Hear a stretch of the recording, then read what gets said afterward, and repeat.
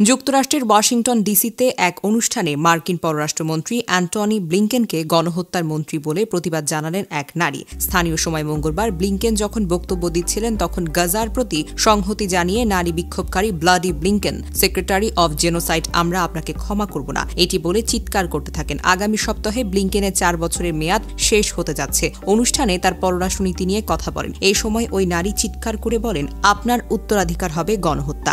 আপনি চিরকাল bloody Blinken গণহত্যার মন্ত্রী হিসেবে পরিচিত থাকবেন। আপনার হাতে লক্ষ লক্ষ নিরীহ মানুষের রক্ত লেগে আছে। আমরা আপনাকে ভুলব না। আপনার জন্য লজ্জা।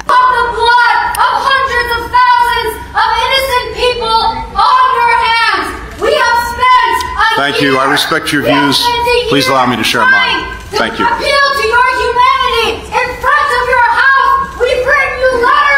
এই সময় প্রতিক্রিয়া জানিয়ে ব্লিংকেন বলেন, আমি আপনার মতামতকে সম্মান করি। দয়া করে আমারটা বলার সুযোগ দিন। ধন্যবাদ। টিআরটি ওয়ার্ল্ড জানিয়েছে আরও 2 বার বাধার মুখে পড়েন ব্লিংকেন। অন্য এক বিক্ষোভকারী তাকে দানব এবং যুদ্ধাপরাধী বলে অভিহিত করেছেন। 2023 সালের অক্টোবর থেকে এখন পর্যন্ত গাজায় 46,000-এর বেশি ফিলিস্তিনিকে হত্যা করেছে ইসরায়েলি বাহিনী। যুদ্ধে ইসরায়েলের প্রতি ব্যাপক সমর্থন নিয়ে সমালোচনার মুখে পড়েছে বাইডেন প্রশাসন। গাজায় শিশু, নারী এবং নিরীহ মানুষের উপর ইসরায়েলের লাগাতার বর্বর হামলার পেছনে মার্কিন অস্ত্র সরবরাহ এবং কূটনৈতিক সমর্থন বড় ভূমিকা পালন করছে। বাইডেন প্রশাসন যে ইসরায়েলের পাশে দাঁড়িয়ে সন্ত্রাসবাদ বা মানবাধিকার লঙ্ঘনকে বৈধতা দিয়েছে তা বিশ্ববাসীর সামনে এখন স্পষ্ট।